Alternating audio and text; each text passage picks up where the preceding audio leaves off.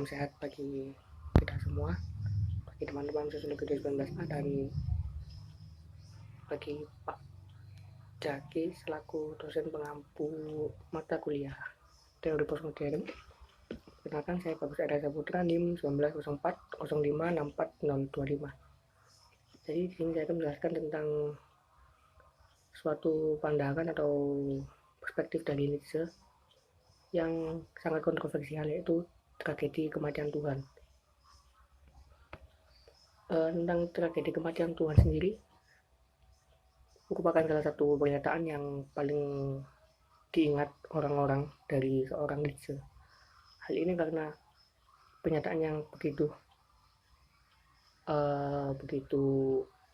sangat kontroversial bagi kalangan umum. Bahkan Nietzsche sendiri mendapat sebutan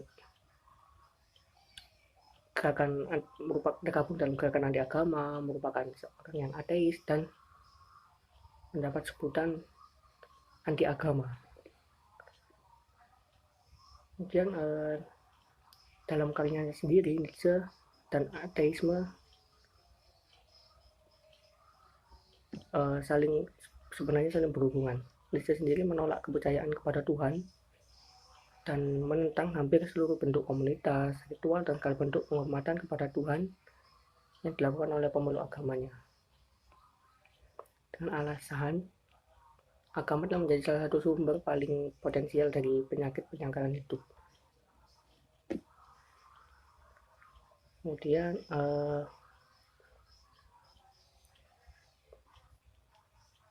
lalu apa sih maksud dari Nietzsche sendiri itu, mengapa Tuhan dibunuh, tanda kutip dibunuh oleh masyarakatnya sendiri?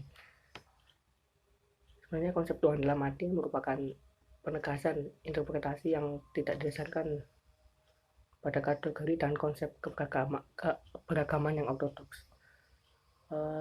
Konsep ini sendiri dimaknai dalam pemikiran poststrukturalis, yakni bahasa dan konsep kebahasaan yang tidak lagi diposisikan hanya sebagai perantara, tapi bahasa sebagai penentu bagaimana manusia memahami Tuhan, agama, dan dunianya.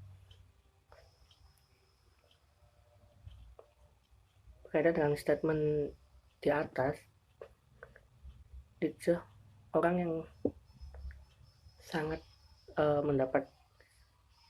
sering mendapat kritikan sebagai pencetus pandangan tersebut, karena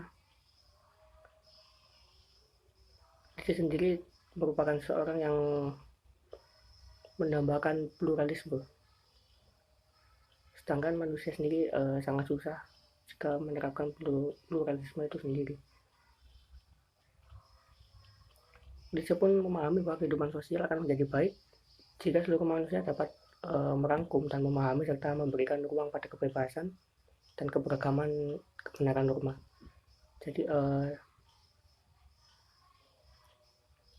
tidak benar ya jika Nietzsche dianggap merupakan sosok yang mengklaim, seorang filsuf yang mengklaim, seorang filsafat yang mengklaim tentang satu-satunya kebenaran, sebagaimana yang ditafsirkan oleh Hitler. Bahkan Nietzsche sendiri merupakan pemikir dan memberikan kontribusi yang sangat besar bagi perkembangan manusia yang saat ini. Nietzsche sendiri memberikan tentang pluralisme, baik dalam dimensi kepercayaan, moral, ataupun interaksi manusia dalam bermasyarakat. Gejala pluralisme sendiri sudah terjadi pada abad ke-20 saat Nietzsche sendiri sudah meninggal ya. Kemudian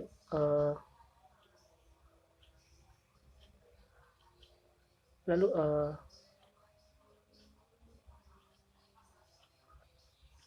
bagaimana sih kita harus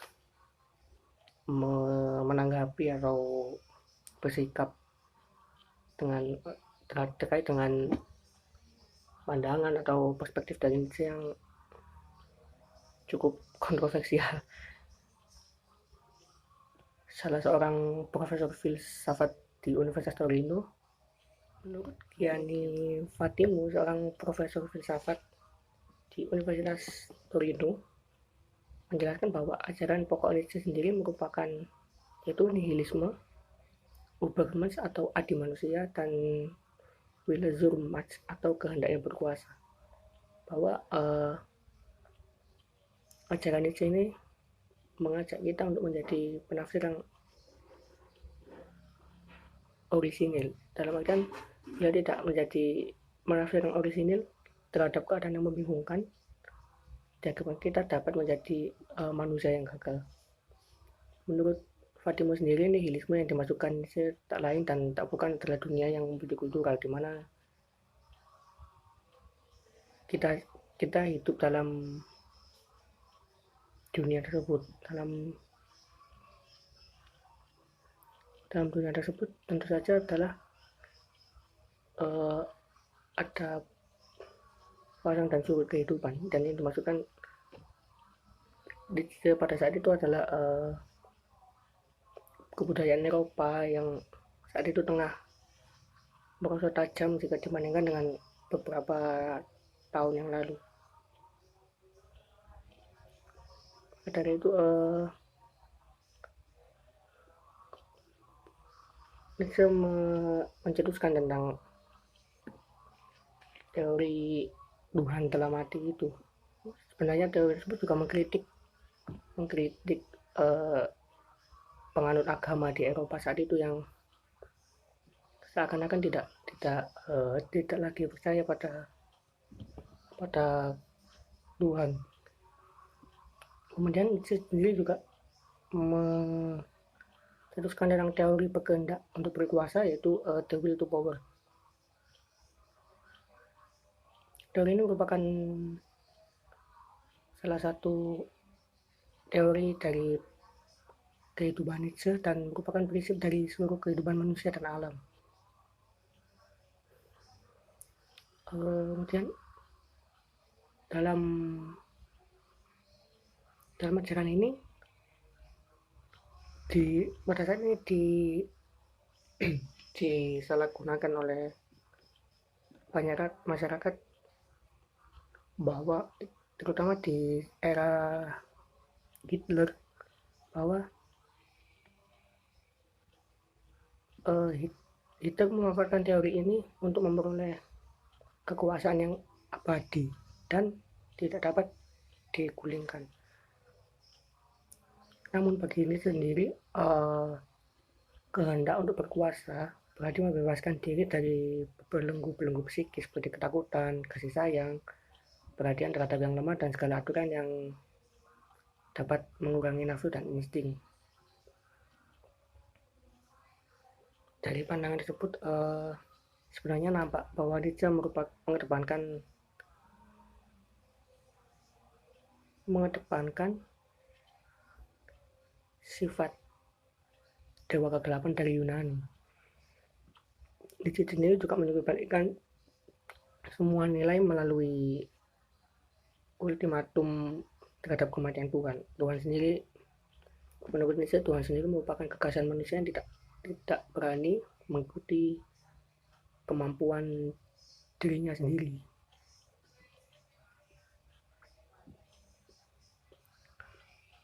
Kemudian selanjutnya tentang teori berkuasa ini, implikasinya sangat berisiko tinggi karena jika digunakan terkait Tuhan dalam arti tadi, Nietzsche sendiri dengan sadar memahami apa yang sedang terjadi pada masyarakat Eropa pada saat itu. Masyarakat Eropa pada saat itu mengalami penurunan kepercayaan terhadap Tuhan. Jadi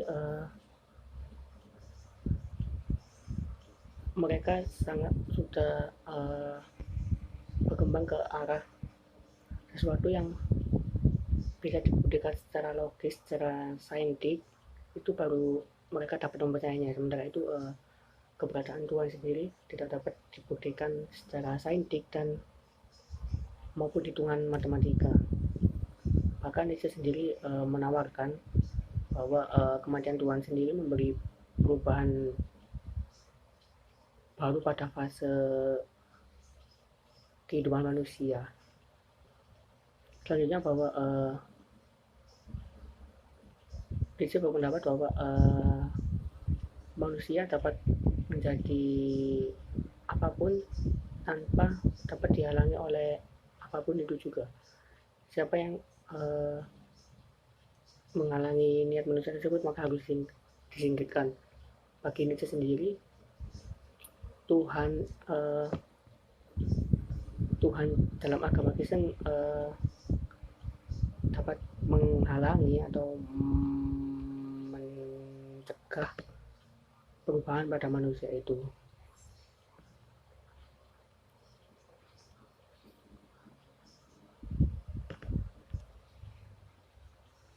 Secara sepintas memang Nietzsche seperti orang yang membenci Tuhan dengan orang yang tidak percaya keberadaan Tuhan, tetapi Nietzsche sendiri sangat membenci Tuhan yang sewenang-wenang, diktator, tidak mau dikritik dan tidak adil memperlakukan manusia.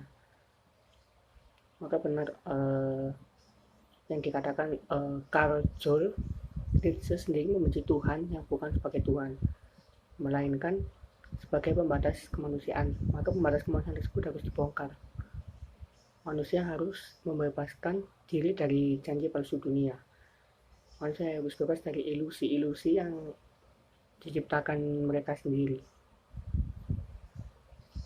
Dengan demikian memang manusia tidak pernah mampu untuk memvisualisasikan bentuk Tuhan, meski ia harus tetap mempercayai Tuhan yang ada dalam benak, kesadaran dan pengalaman manusia adalah bukan Tuhan dalam kesempurnaan dia.